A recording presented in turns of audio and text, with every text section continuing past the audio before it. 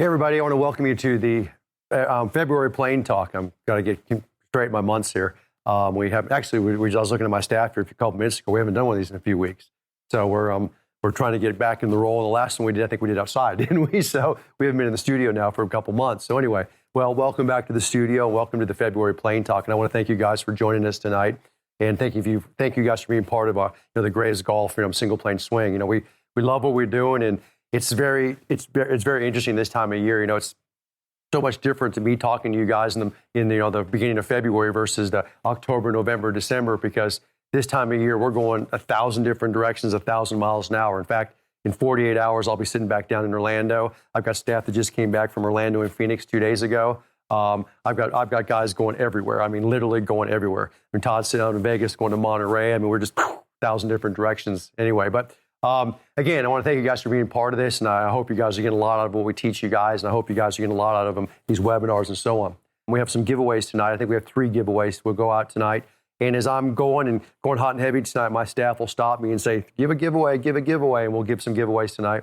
And then I will go into literally the 5 steps that you guys can go through to cut your handicap in half, and I'll walk you guys through those. And they're not real complicated. They're not really that big of an issue, but it's something that you guys can set up as a business plan for yourself, and we'll walk into that, okay? Now, I want to play a quick video because, members, you've seen this. It's a good refresher. Non-members, I want you guys to see this again or see it for the first time. It's very telling about the Paradigm driver, and it's got some great information, and because I know I'm going to get a ton of questions on it. I shot this out at the Eli Callaway Performance Center with Dave Neville, who's one of the designers of the Paradigm driver and the Paradigm line of clubs. So I went out there and talked to the experts. This was a few weeks ago, and I got this information for you guys. I'm going to hit it. Hey everybody, I'm out here at the ECPC, the Eli Callaway Performance Center. Yes, sir. And I'm actually out here with Dave Neville, and I always mess up with this title, so I always have him introduce it. 8 years in, we're still working on 8 years, I'm still working on it, yeah. Senior Director, Brand and Product Management. See, I still won't get it right. That's Senior okay. Director, Brand and Product Management. Well, I'm out here today working on looking at the new product. Actually, this is the 2023 product, am I right? Yes, it is. All right. And we've got looks like some really exciting stuff here. In fact, we're going to go through the bag here, but first thing I want to talk about is the driver with you. Yeah. I mean, he's the expert. I mean, there's nobody in this world that knows more about this product. In fact, and you guys know this at home, when I have questions on the product, I have real specific questions on detailed, he's the guy we're calling. He's the guy who's the expert in this. So if you would for us today, would you kind of go over the differences in the drivers and what you guys are actually releasing this year? Yeah, let's start with the name. The name. It's an all-new paradigm. We're calling it a new paradigm in performance. I know a lot of people are expecting us to have Epic this year or maybe Apex in the irons, but this is something completely different. I mean, the type of construction that we have here is all new, and it really starts with this carbon chassis, this 360 carbon chassis, basically like the lightest possible thing that we could have in the middle of this club, but yet very strong. That's freeing up a ton of weight. Okay. So it's going to allow us to do a lot of things with the face, using artificial intelligence, using jailbreak, and then even in the back we have the sliding weight track. Right, and it looks like you guys almost just like up every other year. It seems like it's the way that comes out. Well, what's interesting about this track is that a lot of times we have to pay some kind of penalty for that, whether that's trading off MOI or it's trading off the center of gravity position or something. But now with this new paradigm with this carbon chassis, there's no trade-offs. There's no trade-offs. So we're able to have higher MOI than Rogue, but still have this shot shape adjustability. We're talking up 12 to 15 yards of shot shape. So if you're somebody you're struggling, you're outside of the fairway, you can tune this thing to help get you in the fairway. I love it. We've seen incredible results with this, both from ball speed, some more ball speed than Rogue, but the dispersion downrange has been really tight. Okay, so now very forgiving driver. Now the reason I meet with you out here and do this is because I actually will bring you down a couple notches in this. Yeah. Describe MOI one more time for my guys. It's basically moment of inertia. It's a measure of forgiveness, and it's resistance to twisting of the club, meaning if you don't hit it center in the face, and a lot of us don't hit all of our shots center in the face. 100%. How effective is that in getting the ball back to the fairway? Gotcha. If you hit it in the toe, is it getting it back with a draw? If you hit it in the heel, is it giving you a little bit of cut and getting back in the fairway? That's what MOI is all about. So it's just one measure of forgiveness. And we knew with Rogue was a very stable driver. People said that was a very, very stable driver. This is taking that to the next level. So this is a higher MOI in this space. Yeah, absolutely. And I've talked to a lot of the guys at home about this, about MOI and putters and irons and so on, but this has even got a higher MOI. Is this the highest you guys have created in a driver? One of the highest? Ooh, I'm not sure if I want to commit to that, but it's the tightest I've ever seen downrange in terms of the ellipse. So the way we do that is we have players hit hundreds and hundreds of balls, all different types, all handicaps, men and women, and then we plot those and we compare that between Rogue and Paradigm. Gotcha. And what we're seeing there is 15 to 30% tighter downrange. Wow. Really, That's a really big tight deal. downrange. That means where are the balls ending up? You put a circle around where the balls are ending up. It's a much smaller circle. It's much tighter. Much tighter. Not dispersion there. So we got some different ones here. Yeah, we got three models. Let's talk about those if you would for me. Yeah, Okay. I'm gonna focus on the two kind of core models I think for this audience, starting with the Paradigm Standard model. This is the one we're talking about. Super high MOI. You've got the adjustability, so you've got the APW track. It sets up very nice. I would say this is probably really anywhere from a low handicap, low single-digit handicap, could be up to a 15. The fitters are going to love this because you have all that adjustability. You have the adjustability in the hosel as well. If you need more draw, if you need more forgiveness, you're holding the X model here. So this shape is a little bit more like Rogue, more of a stretched shape, a little bit bigger. They're both 460cc, but they're getting there kind of in a different way. Right. So if you were to try this Paradigm and it's not giving you enough draw, you want to hit it more right to left, you can go to this Paradigm X. Or there's some players, they know immediately, they know who they are, fighting a slice, right? They're going to go into the X model. Gotcha. And then we do have a third, we have a triple diamond model, really for high-speed players. I would say 105 miles an hour up on your driver. That's going to be lower spin. And the shape is a little bit smaller, a little more compact, so we're going to have that one as well. Now, you brought this up earlier, we're talking about the club itself.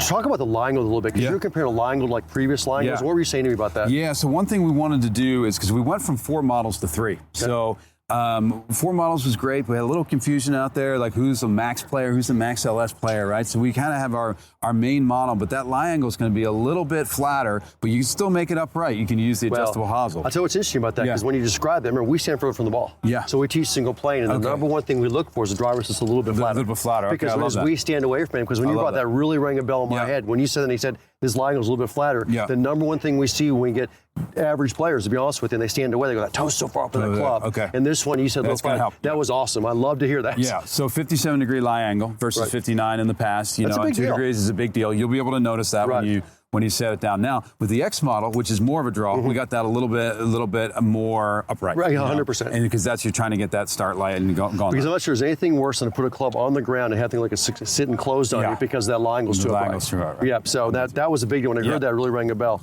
So now talk a little bit, if you would, about some shafting options, just a little bit about the shafts. Yeah, so the shafts, we got some great shafts. We start with the lightweight and the high launch. We've got the Aldala Ascent shaft. That's a lightweight, performance light. You want to get the ball up in the air. We're going to have that in 40 grams, 50 grams, so very light, easy to swing. Our main shaft is going to be this one that I'm holding here, the Hazardous Silver. This is going to work for a lot of players. We'll have it in 50 gram, we'll have it in 60 gram, we'll have it reg flex, we have stiff flex, light flex, whatever you need. That is a mid-spin, mid-launch, up the gut, very high performance shaft. Then we have 2 better player shafts. We have Hazardous Black, which is going to be a nice stout offering, a little bit lower torque. We'll have that in the stiff, we'll have that in the X. And then we have the Mitsubishi Kylie, which is the one that Xander Schauffele plays, and super low torque. Really, you got to have some swing speed. You got some speed for that. That's pretty rare. This is more of the X-Flex type of player. But really, our core shafts, I think, are going to be this Hazardous Silver and then the Ascent if you want to have a little So just for a couple seconds here, just for 2 seconds here, it's become vogue, and we talked about a little bit of this last year, but I'm seeing more and more that the guys like to go with a light flex, like a senior flex with lightweight, or regular flex with lightweight. Yeah. And that you got this set for these clubs. That's and describe those one more time for me, because that's going to be the most questions I get for this. It's like, how light can we get that regular flex? How light can we get that light flex? So we can go all the way down to a 40 gram in the 40 gram class for the Ascent, which is a very light for a driver shot. Yeah, and we can do that in a light flex. We do have women's offering as well. I know you have a lot of women of your subscribers also. We have a light flex, we have a regular flex. And then if you're swinging it more like 80, 85, 90, 95, then you're more in this Hazardous Silver type. Which is the regular flex, It's going to be regular flex, and we'll have a stiff flex in there. Beautiful. Yeah, because that's the main questions I get. Well, I love it because, number one, you got a higher MOI in it. So actually, it's going to be, to me, that's more forgiving. It's just version's better. Yeah. So you guys do it every year. I love it. Because it's the big thing we get, and that's the last thing I want to talk about, because the biggest questions I get in a driver is, how often should I replace it? Okay, and I answer that question often, but how is it always better the next year? Yeah. How is this one going to be better the next year? How is this one going to be next year? So just for a couple seconds, just again, tell the guys at home, or the gals at home, What do you guys do to create a driver? I mean, how do you, I mean, you're already working on next year's probably, you know what I'm saying? So what do you do? I mean, it really is. I mean, you guys get so far ahead of this. The technology is fascinating to me. I love when people ask the question, how can it be better than the year before? And I respond, but we've got 120 people working in R&D, and that is their entire mission, to make the clubs better, easier to hit, go longer, and better. So, yeah, I want you to look right in the camera and tell me that because that's hard for my people I talk to believe that. Yeah. 120 people working on R&D just to get these drivers better. And the other thing we've really had a huge commitment over the last 5 years is AI, is artificial intelligence. Right. And we have a supercomputer here at Callaway, and we're using that to create prototypes of faces, thousands and thousands of prototypes. And how do we make this thing better? Not just faster, but tighter dispersion. So the early Epic Flash that had AI, it was all about center ball speed. Now we're getting into launch, spin, downrange dispersion. We're continuing to invest in AI. So you combine 120 of some of the smartest people on the planet with AI and machine learning, and you got something. And these aren't 120 golfers. These are 120 engineers and like rocket scientists. Super nerds. Yeah, okay, that's what we call them. Okay, well, you said it. Okay. Yeah. Anything else you want to talk about the driver? I mean, no, we're really excited about it. I mean, with this forged carbon, I think one thing is just, it's a beautiful looking driver. I think it's the best looking driver Callaway's ever created. Each of the drivers is unique. Not each of the models, every single driver is unique, and you'll see it when you get it in the sun, get it outside, take a look at it. The forged carbon, it looks like marbling. It sets up absolutely beautiful. To the ball. It's going to be very easy to align. Every driver that someone purchases is going to be unique. Well, I knew it was because I know you're proud of these, because the first thing you did, you showed that driver, you put it in the sun, you said, look at the color. So I knew you were very proud of that. That's really cool. Just love the look of it, and I mean, and that's part of it. You want it to set down, you want it to be easy align, and then it's going to perform. Performance of itself. Well, it's your baby in the bag. This is one you got to love. So, well, great. Well, I appreciate your time with us, working the driver, and thank you very much. Thanks, Tim. Well, welcome back, and I hope you guys enjoyed that video. I just want to show it again. The members, you've seen it twice now, but I hope you got some of that with Dave Neville. And I've done that, I think, for 8 or 9 years now. I've gone through and looked at the different clubs, and he's amazing. Now, a couple things I'm going to bring up, because we had a couple questions during that, then we'll rock into tonight's program. Number one, before it wasn't a question, but are they in my bag yet? Yes, they are already in my bag. In fact, here's 2 of the clubs that came out of my bag. I've got the iron right here. Graphite shaft is set up for me. Irons are, I will say very tactfully, amazing. They're a forged type iron that has got a lot of forgiveness on them. And I was in the Apex 21 prior to this. I've gained about a half a club with these, almost a full club, higher and softer. And that's the way they're built. And yes, I can attest to that. They're amazing clubs. And you saw that video we did live with Todd outside in the last one when I had him hit him for the first time. I mean, you saw the same thing. The driver, I'm going to talk 2 things about the driver, the 2 questions we had. The number one is about the jailbreak. And basically what the jailbreak is and what they've changed is this is the driver face here. I'm going to be real crude on this, but if this is the driver face here, with the grooves across it, what the jailbreak was, and this is the shaft coming into the driver, the jailbreak was 2 rods. When they started, they put in the driver. And they put him inside the driver. So if you split it open, there's 2 rods in there. And that's why it's called jailbreak. And basically what it did is it made the face of the club a little bit tighter.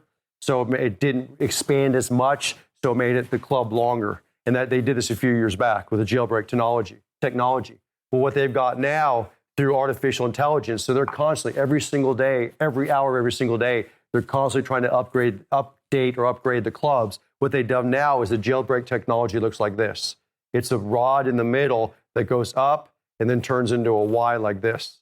So now the jailbreak looks like this, okay, in the club. And I put some pictures out of it. You can go online and see this, but that's the new jailbreak technology. So it's a rod in the middle that has got a bigger base in the top. Well, now what that did, so this was done through time. And guys, they've tested probably 1 million different things in the jailbreak technology. But what that did, and we'll answer this next question, is the club longer? Yes, it is going to be the longest club in the market. It has to be, or they can't release it, because you guys can test it at home. Is it significantly longer? Significant is up to what you guys say. Is a yard, 2, 5, 10 significant for you guys? That's up to you guys. But this is the big deal on this driver, is the dispersion. And I'm going to talk about that for a second. Pretend this is a fairway, and this is the tee box that you're hitting, and you're hitting in this direction down the fairway. And you guys, anybody's been a TrackMan sees this. Let's say you go hit 10 golf balls with your driver, with a normal driver, and all of a sudden, one lands here, and they land here, and it lands here, and it lands here, and it lands here, and here. So all of a sudden, you got this dispersion pattern, okay? And they call it a dispersion pattern, and it may be however wide it is. And Some people have a dispersion pattern that goes from both sides of the fairway. Some will have it over one side of the fairway, but you have a dispersion pattern, okay? And that's known in golf. Everybody has a pattern. The paradigm driver and why it is so popular is the dispersion is shown to be 15 to 25% less than any driver in the market and 15 to 25% better than their even last year's driver, which is ranked number 1. So if you took your dispersion pattern and chopped off the ends of it, okay, like this, okay, that's where it actually is now. You get less off center, less misses to the right and to the left, okay? And so basically, and this is what you see for the average player. If this is the fairway right here, the dispersion pattern will look like this.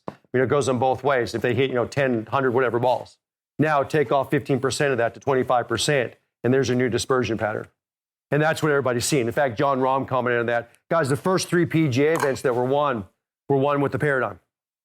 And John Rahm, who won the first one, made that comment. He said it was crazy. He was hitting heel shots with the driver off the tee, and they're staying in the fairway. And he said they would have gone in the first cut of rough. And he's like, I can't believe they stayed in the fairway because the dispersion is a lot less. That's the big deal with this club. And that's what I'm seeing with it.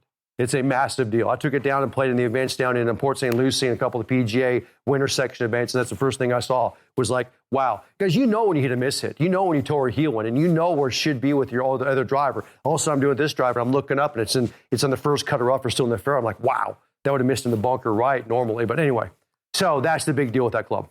Guys, if you're interested in that at all, Tim G at gravesgolf.com, Tim G at gravesgolf.com. I'll get you guys taken care of. We can rock on that, whether it's a driver, hybrids, irons, we can get you taken care of, okay?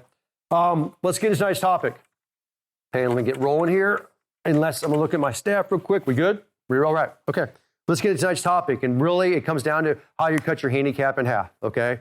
And I'm going to give you 5 points that we go through here.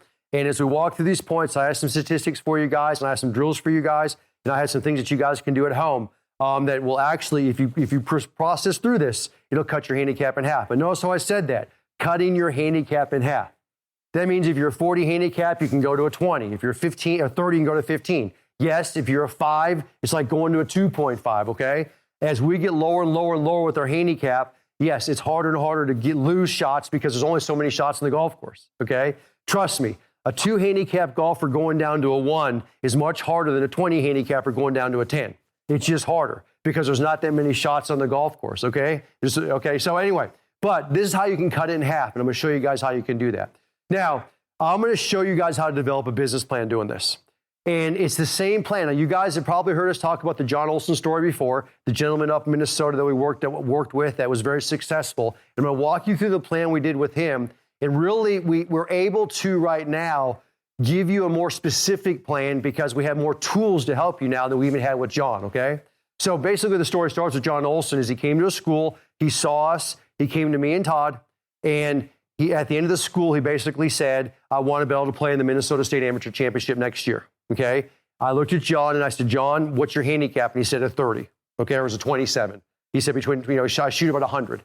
So, and to qualify for the Minnesota State Amateur Championship the next year, 1 year from then, he had to have a 5 handicap or less to be able to qualify, to even sign up for the thing. So he wanted to go from a 30 to a 5 in a year. So well over cutting his handicap in half, okay? And so we helped him set up a business plan. And I'm going to show you guys that plan tonight and how you can walk through this, okay? Now, I'm going to start walking through the different points here. There's 5 different points that we're going to do in this business plan for you guys. I'm going to tell you it's the exact same thing we did with John, okay? Here's number 1. And number 1 on the business plan, I'm going to put it up here right now, and I'm going to start cutting and pasting on this. Number 1 is that, and we're going to get this out of the way, you have to have clubs that fit your game, that fit the single plane swing. Everything in your bag, from your driver to your putter, must fit you in your single plane swing. Not your neighbor, not your kid, not your wife, not your son, not your whoever it is. It has to fit you. It has to fit you for your height, your wrist to floor measurement, your hand size, your swing speed. It has to fit you. I'm not going to go over this tonight. I'm just throwing this out right now because here's the deal. This is not about, we're going to get into training here in a minute, but cutting your handicap in half is going out and scoring. It is getting on the golf course and scoring. It is going out there and making putts. It is chipping well. It's going to hit shots off the tee. It's hitting shots on the fairway. So it is you scoring out there. The only thing you have out there when you score is your clubs and the golf balls. That's what you got. It's your equipment. That's what scores for you. If that equipment does not fit you perfect, you will not cut your handicap in half. And I promise you, you won't. You will not. okay? And so if you will not get your clubs fit, if you will not go take the time to get it fit, you will not contact me to help you get your clubs fit, don't even worry about the rest of this because it's wasting your time.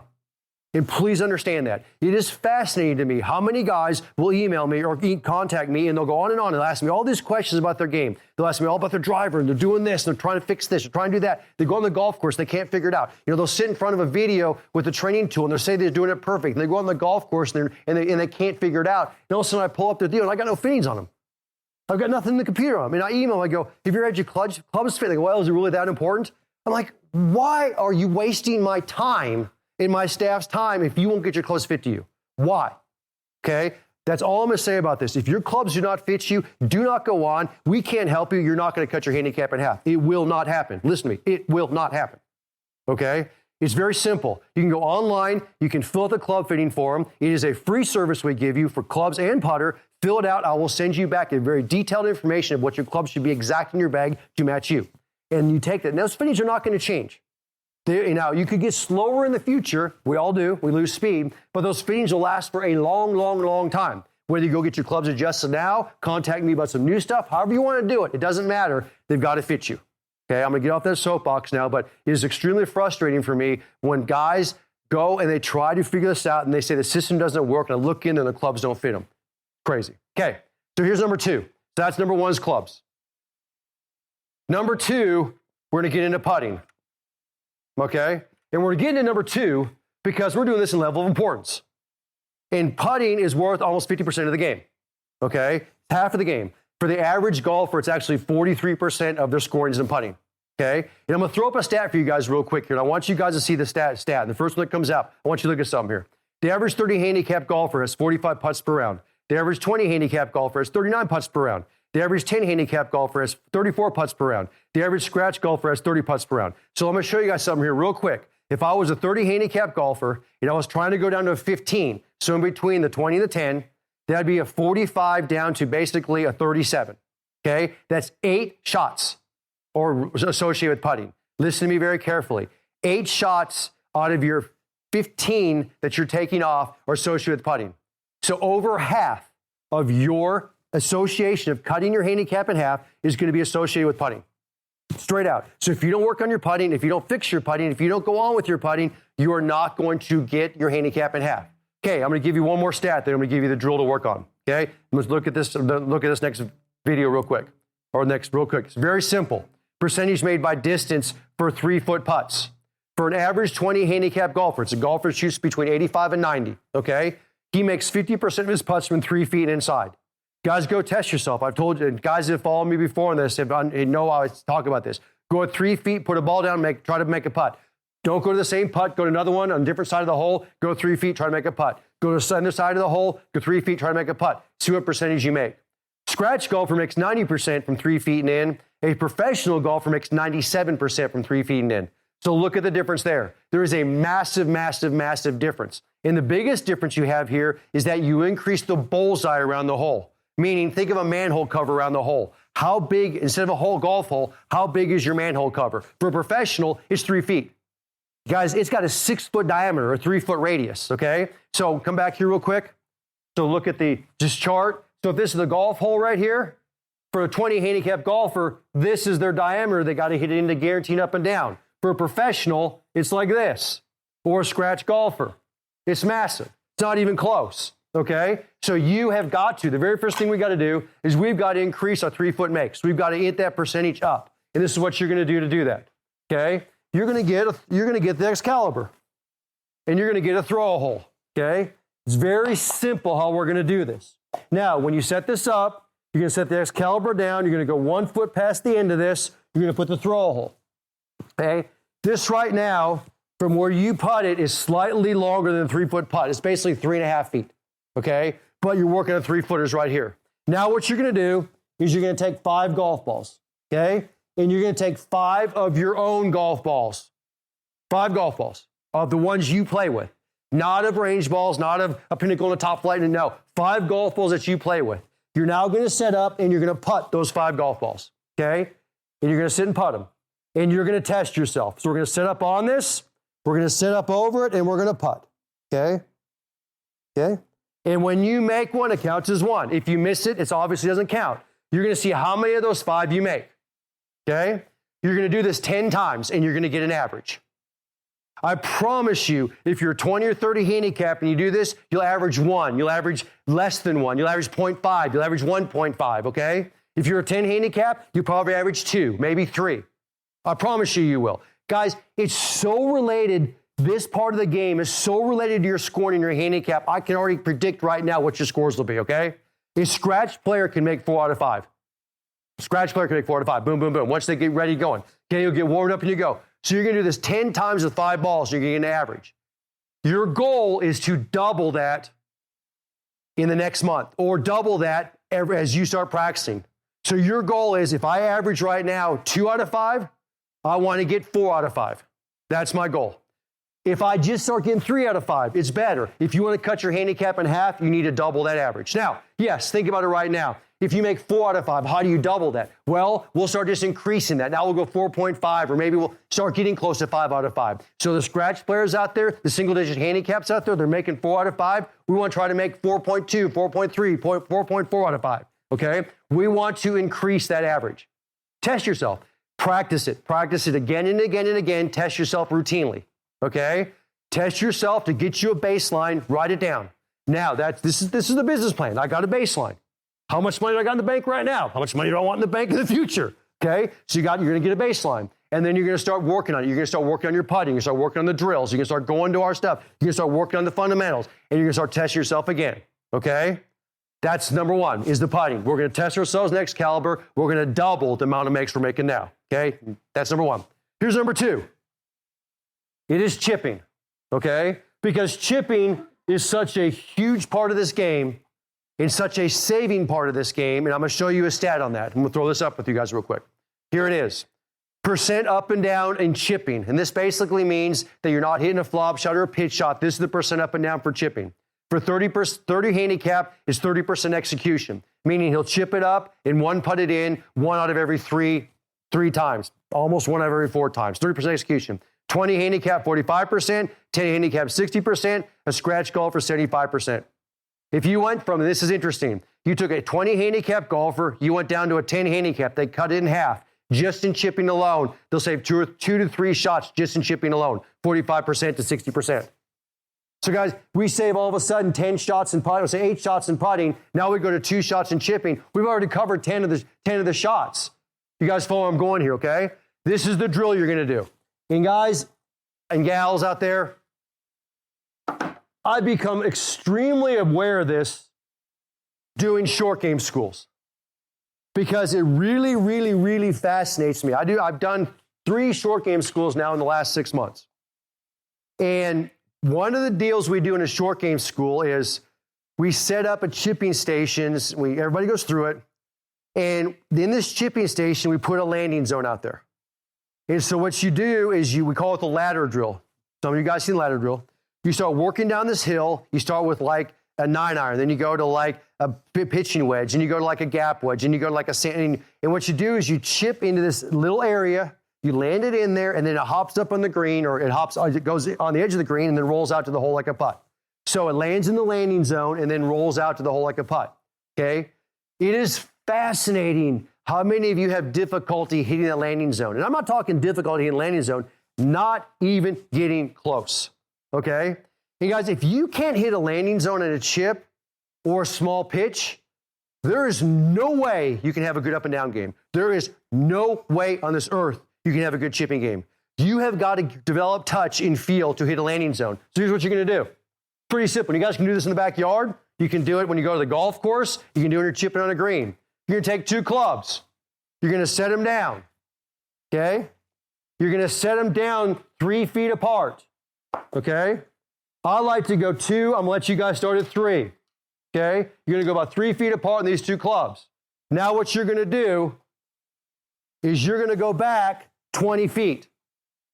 Okay? You're going to go back 20 feet. You're going to go back 20 feet and you're going to hit chips. Now I'm going to do this on the camera, so I'm going to get where you can still see me on the camera. Obviously, I'm not at 20 feet. Okay? But I'm going to go back 20 feet. You guys want 20 feet? Okay? Take about 7 paces. Boom. Okay? 20 feet. Now you're going to take 10 golf balls of golf balls you play with. Notice how I said that. Golf balls you play with. Now you're going to chip, and you're going to try to land them in the landing zone. There's one. Land in the landing zone, one on. Here's two. Okay? That one landed short. Didn't count. Here's a third one. Right now, I'm 2 out of 3. Here's the fourth one. Right now, I'm 3 out of 4. I'm landing them in the landing zone going on. Go at 20 feet, 25 feet, 30 feet. See what you can do. When you get an average, you're going to do this 5 times. If you want to do it 10 times, that's fine. So 10 balls 5 times or 10 balls 10 times. It's up to you guys. Get an average. Let's say I'm at 20 feet and my average is 3 out of 10. You're going to double that. You're going to get 6 out of 10. That's what you're going to work on. Let's say my average is 5 out of 10. You're going to try to get 10 out of 10. You're going to try to double that, okay? You're going to try to improve heating in the landing zone. Notice, I didn't say try to get it close to a hole. I didn't say get it rolling out. I said land it in the landing zone. Because we got to have that information before we even take that next step to become a good short game. Because if I right now go and say, okay, let's develop a great short game. Now, look at this shot. Let's look at the lie you got. Let's look at how you're going to hit this shot. Now, tell me, describe this shot in your head. Do the 4 C's. Create the shot. Commit to it with confidence. Now critique it. And you create that shot and you say, I want to land it right there next, on that fringe of that grass and let it roll out. And you miss that spot by 4 feet, or you hit it 3 feet short, it's done. It doesn't even come out of the rough, or it goes scooting off the back of the green because you couldn't hit your landing zone. And that's what we see. Good golfers will hit this landing zone without any problem. Scratch golfers will hit it every time, 9 out of 10 times. Pros will hit it 10 out of 10 times. 20 handicappers will be lucky to get 50%. In fact, they won't even get 50%, I promise you. So we're going to start hitting that landing zone from 20 feet, 25 feet, 30 feet. All I want you to do is hit it in the landing zone. Now, I'm going to knock it up 1 notch from there. I strongly suggest you do that with the short game impact trainer. And the reason I suggest that is because it's the 2 birds with 1 stone. Because number 1, every time you do this drill, you're working on your grip of your short game and your full swing. Listen to what I just said. You're working on your grip of your short game and your full swing.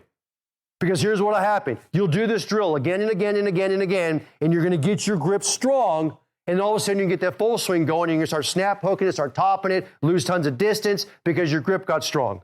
We watch it every single time. This makes you hold the club properly. That's number 1. Number 2, it's got negative loft in the bottom of the club. It makes you hit down. I would love for you guys to do this on mats. I would love for you guys to do this on dirt. I would love for you guys to do this on really tight grass because it's even harder and it makes you hit down on it. 70 to 80% of our students do not hit down on the ball. They lose significant distance because they try to pick the golf ball. You can't do it with this club. So all of a sudden right now, we're doing this drill and we're working on it again and again and again with something that forces you to hit it correct. Think about that. This forces you to get the toe of the club up. This forces you to hit down. This forces a good grip on it. Guys, it's up to you, okay? I guarantee you, this is the club I use every single time I'm having fun with this drill. Guys, this is the club I warm up with, okay? I mean, I'm down in Port St. Lucie playing those tournaments, so I got this thing I'm warming up with my ABT on the range. Okay, anyway, that's the drill. You're going to pick a landing zone, 20, 30, 40 feet. You want to go further back, each one of those different places, 20 feet, you're going to have a number. Maybe I got 5 out of 10. 25 feet, maybe I got 4 out of 10 average. 30 feet, maybe I got 3 out of 10 average. And you're going to do this, you do the drill. You're going to double those. You're going to work on doubling those. The only way you can do that is to get better fundamentals and better technique and work on doubling this. Because guys, you hit that landing zone, you will dramatically increase, I promise you, increase your up and downs. You will. Because now the great part of the 4 C's, you can actually do what you're thinking in your brain. When you come in with confidence, you actually can pull it off, okay? Next one, so that's the third one. The third one is chipping, okay? Part of your game plan. Here's the fourth one. Now we're getting into ball striking. So chipping was number 3. Now we're into ball striking. And I'm going to put okay, it's ball striking. I'm going to put a stat up for you guys. Throw this up there for y'all. All right. Greens hit in percentage, average percent per round, meaning when you hit a green in regulation, you can 2-putt for par. That's a green hit in regulation, a green hit. 30 handicap hits 25%, 4 greens. 20 handicap golfer hits 33%, 6 greens. 10 handicap hits 50%, scratch golfers hit 66%. I'm going to show you, I'm going to talk about 2 things here as I leave that stat up. Here's number 1. Look from a 30 to a 10 handicap. They're basically doubling plus the number of greens they hit. Okay, so you're starting to see a whole lot of less stress out there because look at that, how the greens have increased. Here's number 2, and this is the big thing. Look at the scratch golfer. Even a professional will only average 12 to 13 greens around, meaning they're missing 4, 5, 6 greens around. The average golfer, even a professional, makes 2 to 2.5 birdies per round. Well, if they only make 2 birdies per round, maybe 3 birdies per round, that's what they make, and they're missing up to 6 greens around or more, they've got to get up and down 4 out of 6 times, 5 out of 6 times. They've got to get up and down that many because the non-up and down's a bogey, just scratch golf. You guys see how this is all related, okay? The other reason why a scratch golf will hit 12 greens in regulation, most people think will be hit it higher than that because they're not hitting the center of the green. They're attacking the pin. So the pin may be on the far left side of the green, the far right side of the green, the back of the green, the front of the green. And they may miss it by just a few feet on one side and miss the green because they're attacking pins, okay? But notice here, this is ball striking.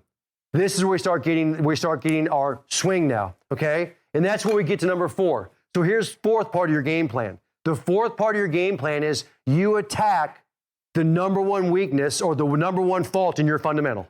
You attack it with vengeance, okay? If it's your grip, you start working on your grip. If it's your setup, you start working on your setup. You do not go to the small things in your swing. You do not. Do not sit there and say, well, it's just my left foot. I got to turn it a little bit more. I think I'll have it. No, okay? It's not, well, I think I bring that club a little bit too far inside. No, guys, the small parts of the swing, the things that are small issues, typically are because of big issues and fundamentals. And 90% of the time, it's from grip, setup, takeaway. So if you get your grip correct, you get your setup correct, and you just get to position 1 correct, 90% of the swing is already over and taken care of.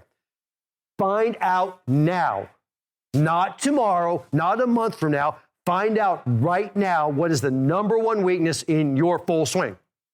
Now, find out. Is it your grip? Is it your setup? Is it your takeaway? What are you breaking down? And get drills that fix it appropriately. That's it. And go at it with vengeance. Attack it now. Okay? I cannot stress that enough. Every time you go practice, so if right now, let's say it's from position 0 to position 1 is your problem.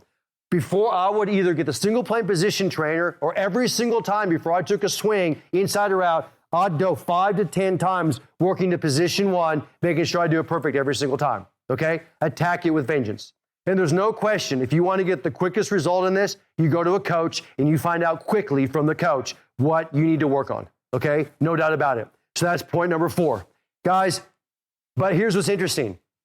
You have clubs that don't fit you. You don't work on your putting. You don't work on your chipping.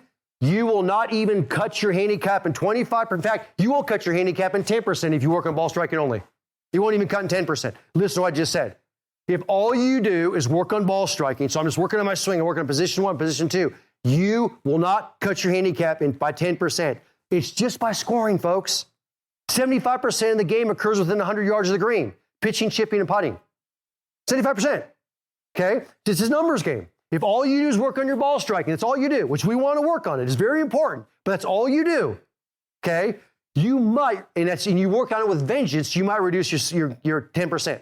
We want to work on it. Yes, we want to put a heavy-duty focus on it. Yes, it'll make the game much easier, but we've got to do the other ones too, if not more. Okay? And then the fifth one. And the fifth one of this for the game plan is really what you got to do to speed it up. It's either a school or in person or coaching online. Okay?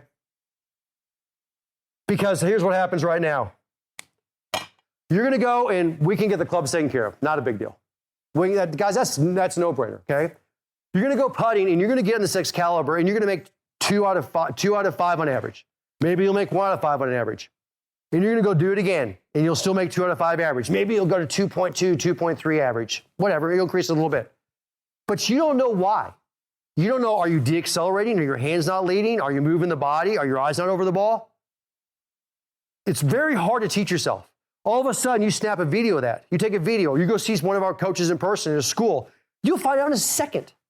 It will literally take seconds to tell you, God, your body's are over the ball. You're flipping the putter. Your hands aren't leading down the line. Whatever it is. And now you say, okay, I need to go keep my body still and my hands leading. And all of a sudden, we got throwing from 2 out of 5 to 3 out of 5 because I stopped moving the body and I got my hands leading. Now I get to 3 out of 5, and okay, what's my next thing? And you send it in to the instructor goes, oh, well, looks like you don't have enough shaft length. Looks like your head's moving to the side, whatever it is. And now, guys, there is a breakdown in fundamentals of why you can't be perfect. Makes sense, okay? This putter doesn't know if it's me or somebody with perfect fundamentals. It has no idea. This putter doesn't know if it's me, you, Tiger Woods. It has no idea. It's just a putter hitting a golf ball. It only understands the motion, and that's the fundamentals you put on it. Chipping, exactly the same thing. Because you're going to sit here and you may average 2 out of 10 from 30 feet. And then you're going to do it again, and you'll be lucky to maybe get 3 out of 10. But you need to get 4 or 5 out of 10, then eventually you're 6 or 7 out of 10. And you're going to go, well, I can't figure out, and you're going to fight it. Maybe your toes down when you take the chipping back. Maybe your grip is strong. Okay? Maybe you're de-accelerating. Maybe you're flipping your hands. Maybe you're closing the face. Maybe you're too close to it. Maybe you're too far for it. I don't know. A coach can tell you in a second.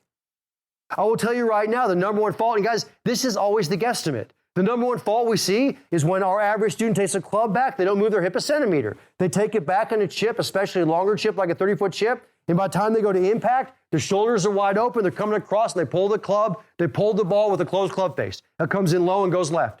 So there's no height on it, it's pulled to the left, and obviously with a closed club face, you're gonna get no feel whatsoever. In fact, you'll toe dig it into the ground most of the time, okay? And if you get in a really tight lie or something that's like a, maybe like a into the grain lie, you'll just start chunking them.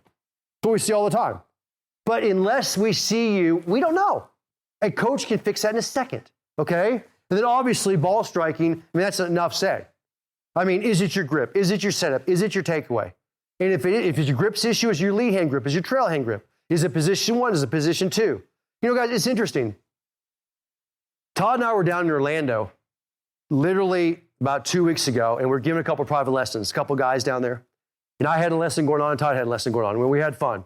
And I had my lesson. The gentleman was a pretty good golfer. He's like a 5 or 6 handicap, and he hits it pretty solid. And we're working on, trying to keep the elbow in. We're working on trying to get a little better leverage with the wrist, and a little bit better. We're trying to work on, and he's hitting it, striking it pretty well. Okay, and he's doing a pretty good job. In fact, he's hitting it really well. And then Todd's got his gentleman over here. In that same hour, I'm working with the other gentleman. He hasn't hit a ball the whole hour. Okay, so we stop, we take a break, and the two gentlemen are friends, and we're talking to each other. And the other gentleman that Todd's working with goes, "Am I going to get to hit a ball today?" And Todd goes, "Yeah, probably not." Okay. And we start laughing about it. And the other gentleman goes, "Well, why?" My gentleman goes, "Well, why not?" And Todd goes, "Well, because he's got no trail wrist angle. In fact, he's basically got none. We've got to work on this trail wrist angle. And why do I want him to hit a ball when he doesn't have good leverage or proper leverage at the top of the swing?" So all Todd had him do was go to the top of the swing and proper leverage with the trail hand. And then he'd do it again. Proper leverage, trail hand, go to impact with that leverage. In fact, he hit a leverage bag. He'd take the single plane position trainer. He was working on getting the proper angles, which is the angle of the trail elbow and the angle of the trail wrist. And then to find out, he had a very limited flexibility in his trail wrist. So we gave him some exercises to do with that trail wrist, different things. You guys have all seen these webinars in the past, I assume. But the point is that two completely different golfers getting lessons at the same time, working on two very different things, okay? That were very pinpointed to that individual. Guys, it's my gentleman, I was trying to get him to move the hip back because he wasn't moving the hip back properly. Todd's gentleman was moving the hip great. He just didn't have leverage in the trail wrist, okay? Put the both swings together, probably had a phenomenal golfer. But the point is that you've got to get it specific towards you. Just like the fit in the bag, the coach working with you or someone working with you is being specific to you, and attack it with vengeance. Attack it. Now is the time, okay? If it's your grip, put a training grip on the club and hit every ball you hit for the next month of the training grip on the club and check it continually. Is it good grip? Set it up again. Is it a good grip? Set it up again. Swing inside, swing outside. Work on it. If it's your setup, put the ABT down every single time. Take the alignment ball position trainer down every single time you're practicing. Put it out there, set it down, check it every single time. Swing with it, swing without it. Literally sit here, never swing without the ABT. Take 1,000 practice swings with it. Then swing with the ABT. Check it again and again and again. Guys, let one of our coaches tell you exactly what to work on. Members out there right now, you better have the business plan. You better have a business plan. If you don't, you haven't been sending videos in. Non-members out there, I mean, I can't get you that next step. I can't get you cut it in half unless you get some eyeballs on it, okay? Even if you just come to a school, come to a one-day school. What a great start. I mean, we get thousands of people that come to one-day schools a year. We got them everywhere, I think we have 20 instructors out there that teach schools across the country. Come to school. Come to one-day school. There's your hands-on. This is, guys, think about it. It's really interesting. We do one-day schools, and in that one-day school, we do full swing work, we do chipping, we do putting, we do a little bit of pitching. Okay, we do all that. And we get tons of golfers who will call us and say, why do we do any chipping or pitching or putting and chipping in that school? Why do we do that? Why don't we just do full swing work? Can you see what would happen right now if I pulled the putting, if I pulled the chipping, I just left ball striking in here, and hopefully they have their clubs that fit? Most people rate their game by their scores. All of a sudden, a year from now, they get 10% better. They won't even see that. They go from a 20 handicap to like an 18 or maybe a 16. They won't even see it. All of a sudden, we start putting this together in here. They'll cut their handicap in half in such a short time, it'll scare you. John Olson, back to that gentleman. That's exactly what we did. He chipped inside. He putted in a mat inside. He worked on his swing inside all winter long. He sent a video to us every single week. We told him we would not participate in this with John if he didn't send a video weekly. And that video weekly had putting, chipping, and pitching and full swing on it. Okay? Obviously, John had clubs that fit him perfect. Okay? Now we start doing all this analysis. We start sending videos back on how to fix the putting, how to work on the chipping, how to work on the full swing inside. And for 6 months, that's what he does inside. Then he goes outside in April up in Minnesota, and he starts to be able to do these tests. So now I'm keeping stats. Because, guys, I'm showing you how to do this test just random. Guys, go keep stats in the golf course. Part of our membership is Stat Tracker. If you want to go keep stats in the course, go figure out your percent up and down chipping. Go figure out your percent up and down pitching. Go count how many putts you have around. Go count how many fairways you hit off the tee. Go count how many greens you hit in regulation. I'll throw stats out at you and tell you where the 30 handicap is. I just showed you a 20, a 10, a scratch. We'll give it in all those categories. Now, get your weakest category and start going after that. I promise you, it's a guarantee. I've never seen difference. Your weakest categories will first start in your short game, and then we'll go to your long game. But that's what we did with John. So we started attacking the golf course. He started going out there. We started saying, okay, let's think about this shot. How would you hit this shot? What would you do here? Rethink that shot. How would you hit that chip? How would you hit that pitch? What would you have done better here? Okay? And that's what John did. So for 3 or 4 months, he spent outside after we worked for 6 months inside, fixing fundamentals, creating new habits on all parts of his game. Now he's outside throwing it in at the golf course. A year later, after sending a video every single week, a year later, what happens? You guys hopefully know the answer to the story. You've heard it before. I mean, John Olson doesn't know, not only qualifies for the Minnesota State Amateur Championship, he wins it. 2-day qualifier in a match play, and he wins it. Okay? Because what did he do? He created this business plan, and he continually tested and tested and checked and tested and checked and tested and checked again and again and again and again and again and again and again. Okay? Again and again and again. Guys, it's the same thing we all do. Okay? I've set up a plan 3 months ago that I'm working on, and I'm working on it very diligently because I want to play better golf next year than I did this year. Okay? I see who's beating me out there. I see the guys that are beating me. I see the differences they have in what I'm doing. So I try to match up or try to get to a level that's getting better at what I'm doing. Okay? And that's what I'm working on. We all are. We all want to do that. And it will never stop. But if you want, and again, for tonight, if you want to cut your handicap in half, just cut it in half, straight out. That's how we start.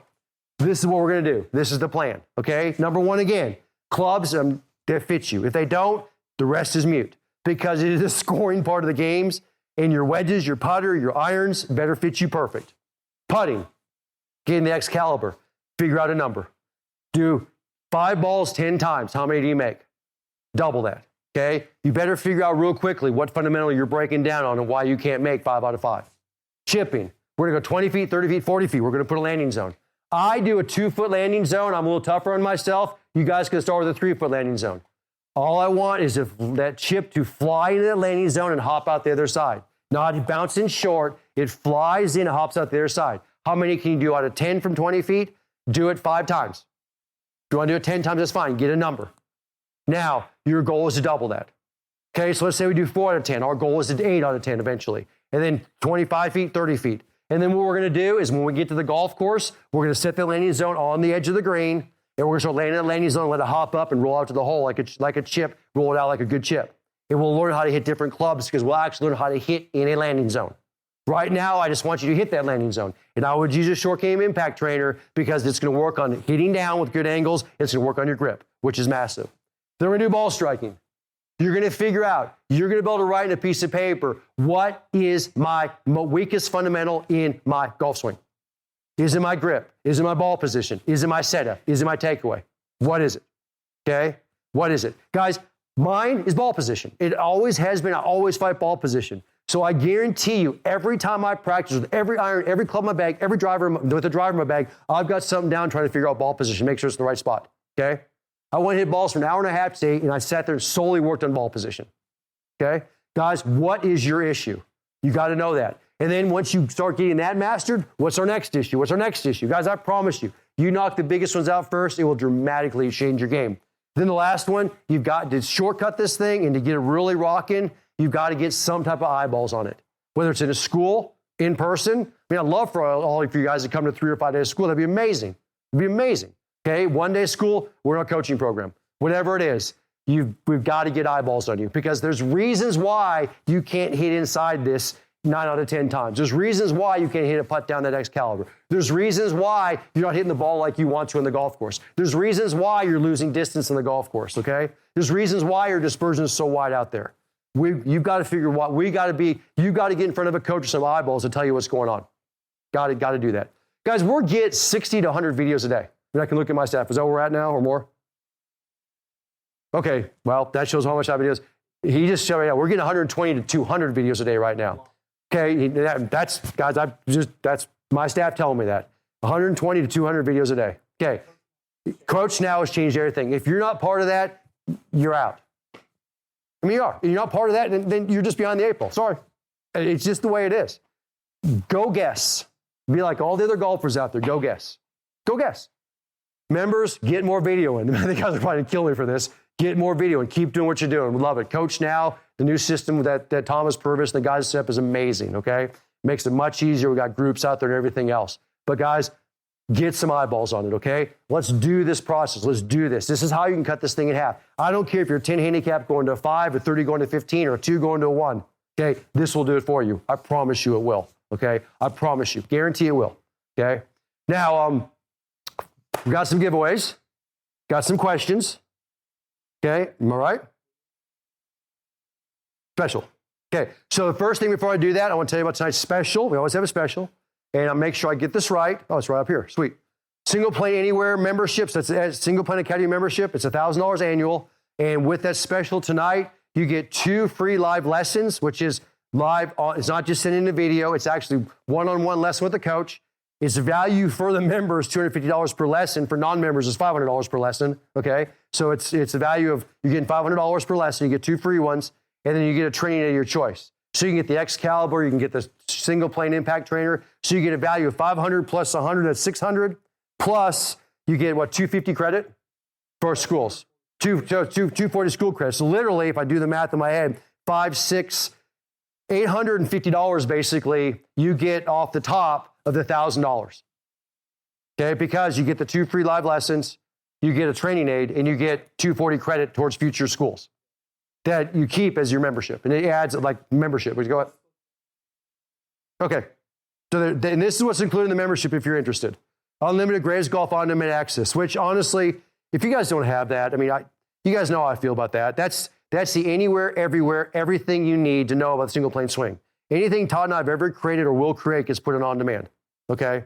You guys can go do the free YouTube all you want and deal with those stupid ads and get mixed match stuff. That's fine. Go do it. It's up to you. On demand, all my members just go in there, go to the search engine and type in bunker, and they get 12 videos. No, I did bunker. I mean, search engine is amazing. They go in there and type grip, and they get 15 videos on the proper grip. They put in takeaway or position 1. They get 10 videos on perfect position 1. I mean, it's everything. Everything's in there.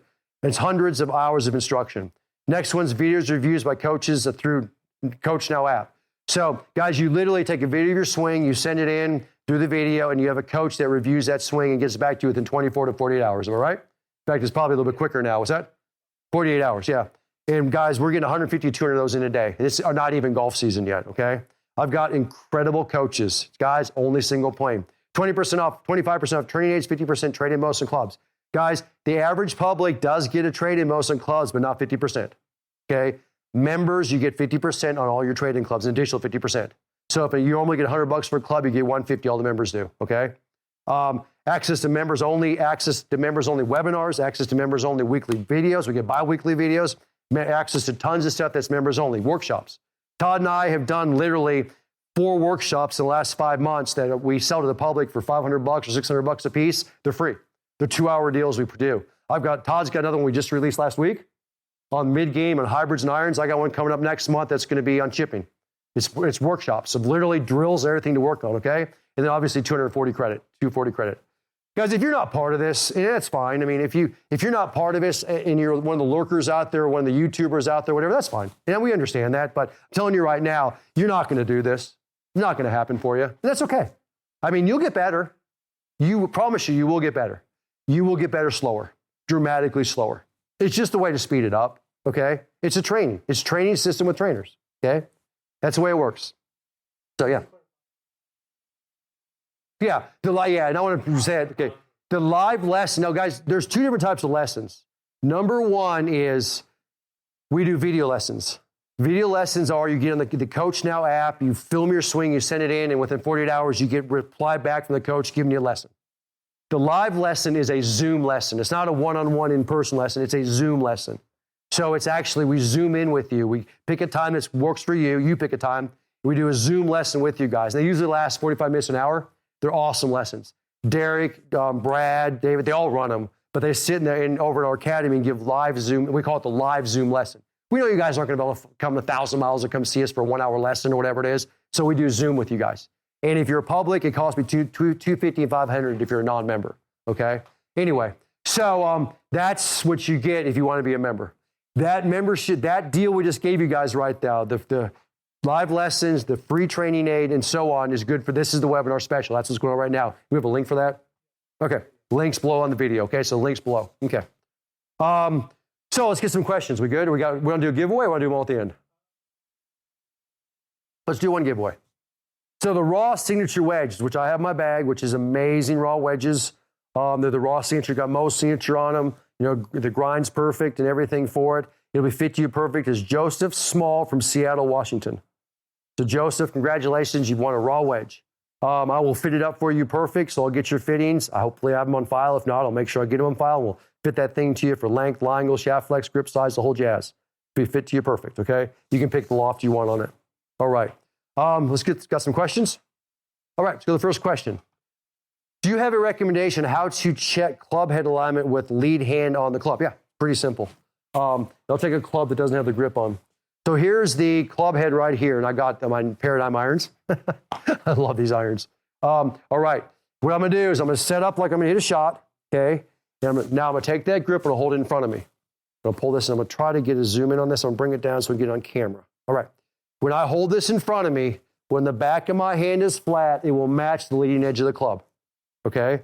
So you see that leading edge of the club there? I'm going to try to get it so I get it there, right there. Okay, so the back of that hand is flat. It matches the leading edge of that club.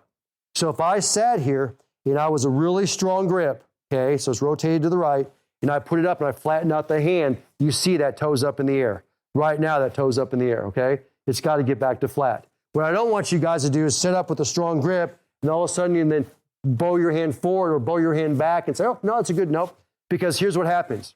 When you make impact with a golf ball with that force, and guys, there's up to 1 ton of force on that, okay? In fact, there's more. Some guys swing more now. You make impact, it's going to go to the back of the hand flattens out. The wrist flattens out, okay? It flattens out through impact, okay? That it happens every single time. Nobody hits with a cupped wrist or a bow. It doesn't. You'd break your wrist if you did that. It flattens out. Well, if that flattens out and it doesn't line up with a flat leading edge of the club, it's going to come in closed or open, depending if it's strong or weak grip, okay? So we've got to get that set up where when you make impact, the leading edge of the club lines up with the back of the hand or the back of the wrist, okay? And that's set up just like that. Now, the other thing when you look down, when you set up in a proper setup, the V of the trail hand, so the V that's formed between the thumb and the forefinger will go between the name tag of your shirt or like the logo on your shirt and the middle of your shirt. It'll point, when you set up properly, it'll point towards that part of the body. Now, I like this check better in front of me because I see guys do this all the time. They'll have a strong grip and all of a sudden they'll push their hands way forward to get that V lined up properly. Now, I want that lined up to the pivot point and that V will point to the middle, basically the middle of the body, the lead hand. For most, that's hard to see. You can draw a Sharpie on it. You can put a Sharpie in your glove. If you want to do that, I like to check it every time. In fact, I have law students who do this every time to sit back up and hit some balls, okay? Guys, I wouldn't notice. I take a training grip, and I don't even have to think about it. I get a training grip like this. I set up with a training grip, go right in front of me. It has to line up properly. That's why I said in this training grip that's on the short game impact trainer or on the training grip club, the Feeling of Greatness training grip club, that grip right here makes you and forces you to go in that spot every time. It's virtually impossible to get strong in that grip or weak because of the flat side. Okay? So, all right, next question. Should my lead shoulder be forward to facilitate my lead arm on top of my trail arm? Or do I keep my shoulders in line and achieve the lead arm on top solely with the side bend? Well, the lead arm, okay, number one, and I'll give you a down the line view here, okay? Number one, when you sit up properly, the lead arm is going to be above the trail arm when you look down the line. So if you look down the line right now, my lead arm is above my trail arm, okay? Now, that has to do with a couple different things. Number one, it has to do with proper shoulder tilt, okay? And shoulder alignment. Because if I sat here right now and my lead is above my trail, but I'm sitting up with an open shoulders, when you look down the line, you're not going to see the lead above the trail. You're going to see the trail equal to the lead. So number one is I've got to get proper shoulder alignment. Number two is as you look down the line on this, you're going to get two very specific things that we're going to focus on. Number one, notice what I'm doing here. I'm taking my lead arm and I'm getting it above my chest. I'm getting it above my pec on my left side. So I'm not coming from under and going. So right now I come from under, I get that arm trapped in the backswing, going above my chest. So it's a feeling I feel that this arm's above the chest. Number two, my trail arm comes basically under. It is relaxed. So my trail elbow is slightly bent. It's just, we call it soft. It is relaxed. That allows me now to get in a good position one and a good takeaway, okay? So the lead arm is above the trail arm, but it's not only from just proper shoulder tilt, because I can get proper shoulder tilt and have an improper shoulder angle or alignment, and you'll never see the lead above the trail, okay? The second thing is I can get proper shoulder tilt and still have my arm come from under, and I'm going to get it trapped, and you won't be in a good position. Got to get that arm above the chest. Okay, we got to get that to start. And guys, you won't do that every time you set up, but what you'll do, it's like this. I set up over a golf shot, I walk in and just watch my lead side. I set up over a shot and I just walk in there and hit it. You saw me do it right there. Lead above the chest. All I do is just walk in, went above it. All good players do that. Okay? So feel that lead above that chest will really help you. Can you explain quickly offset? Offset is a change plus or minus to a standard lie angle of a club. Now, offset has nothing to do with lie angle. Lie angle is the way the club is on the ground. So you take a club and you go down with the club, okay? So you bend it down, you flatten it, okay? You flatten the club. If you bring the toe up, so if I bent it up, it's more upright. Now, we will make sure, if you work with us, that the lie angle, and the lie angle is directly related to the length, but the lie angle is set for you perfect for your height and your wrist to floor measurement. Offset is how much the head is offset from the club. So, and I don't know if I have a different one here. Yeah, I have one here. It may be really hard to see this on camera, okay? But if you notice here, I want to zoom in on this. This is the rogue iron. It's just a standard rogue iron I'm hitting that's built for you for length, lie angle, shaft flex. There's minimal offset in that club. If you look in this one right here, this is an older club. There's a lot of offset in that. Okay, can you see that? So the head is set back from the shaft back quite a distance. In fact, there's probably a 5 to 8 degree offset in that. What offset does in a club does two things. Number one, it helps you get the ball up easier off the ground. Okay, it helps it with ease of getting the ball up. And number two, it gives you a split millisecond longer to square the face of the club up. Now, for most golfers, that's pretty irrelevant, but offset clubs are a little bit more forgiving, and most offset clubs help get the ball off the ground or get height easier. Now, if it's too offset, it can cause a hook. It can cause a lot of issues. We don't want clubs that are too offset. Different lines of clubs have different offsets. In fact, Callaway has probably 3 or 4 different clubs that have different offsets. We will make sure we work with you, you get the right ones for your club head speed, for your ability, for whether you make it different or not, or so on, okay? But offset doesn't have anything to do with lie angle. All right? Next, we have another question? Next, what's that? Okay, last question. Okay, how critical is setting up with the proper distance from the ball in your setup? How many inches with driver, 7, et cetera? It's ultimately critical. And the reason is, and I can pull out a driver here. With the driver, we're 36 inches from a driver, okay? And I'll get a yardstick here. So when we set up with the driver, okay, and I put it to the ball line, and I go to my toe line here, okay, when I get through the driver, I'm 36 inches from the driver. So right now, get that in the middle of the ball, okay, I'm 36 inches. When I get the proper distance from a golf ball, what it allows me to do is many different things. But number one is it gives me enough room in here between my body and my arms to clear my arms and keep the club on path on plane. What we call it is it gives you the proper spine angle and spine tilt. But basically the proper angle of your spine, it gives you the proper angle to allow you to get that club on perfect plane, okay?